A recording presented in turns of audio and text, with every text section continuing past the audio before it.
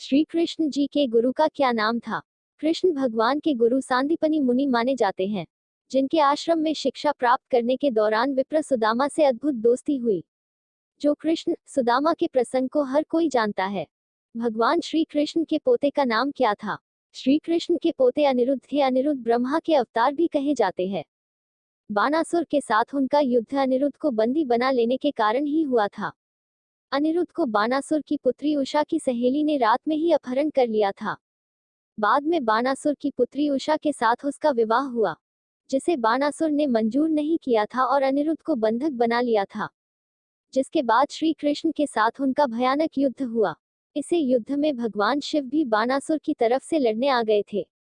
इस युद्ध में दोनों के मध्य प्रथम जीवाणु युद्ध भी हुआ था, जब शिव ने महेश्वर ज्वर का इस्तेमाल श्री कृष्ण के विरुद्ध किया था और जवाब में वैष्णव ज्वर का इस्तेमाल श्री कृष्ण ने किया था। अंत में शिव को श्री कृष्ण ने जम्भरनासस्त्र के द्वारा रणभूमि में ही सुला दिया था। उनके सो जाने के बाद श्री कृष्ण ने बानासुर के साथ घोर संग्राम किया और उसके हजारों भुजाओं में से 2 को छोड़ सभी भुजाओं को काट दिया था। इसके बाद वह सुदर्शन चक्र का प्रयोग बानासुर पर करने ही वाले थे, तो शिव ने सचेत होकर उनसे उनके वरदान का स्मरण कराया। दरअसल श्री भगवान विष्णु ने प्रहलाद को यह वर दिया था कि उसके वंश के किसी भी व्यक्ति का वध भगवान विष्णु या उनके अवतार के हाथों नहीं होगा।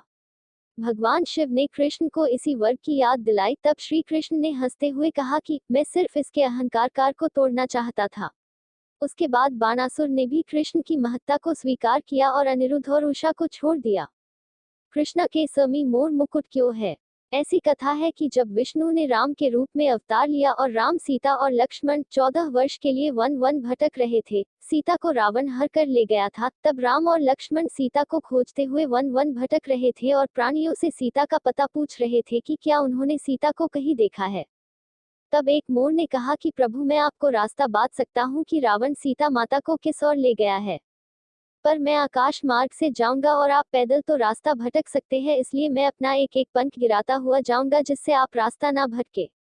और इस तरह मोर ने श्री राम को रास्ता बताया, परंतु अंत में वह मरणासन हो गया, क्योंकि मोर के पंख एक विशिष्ट मौसम में अपने आप ही गिरते हैं। अगर इस तरह जानबूझ के पंख गिरे तो उसकी मृत्यु हो जाती है। श्री राम ने उस मोर को कहा कि वे इस जन्म में उसके इस उपकार का मूल्य तो नहीं चुका सकते, परंतु अपने अगले जन्म में उसके सम्मान में पंख को अपने मुकुट में धारण करेंगे। और इस तरह श्री कृष्ण के रूप में विष्णु ने जन्म लिया और अपने मुकुट में मोर पंख को धारण किया।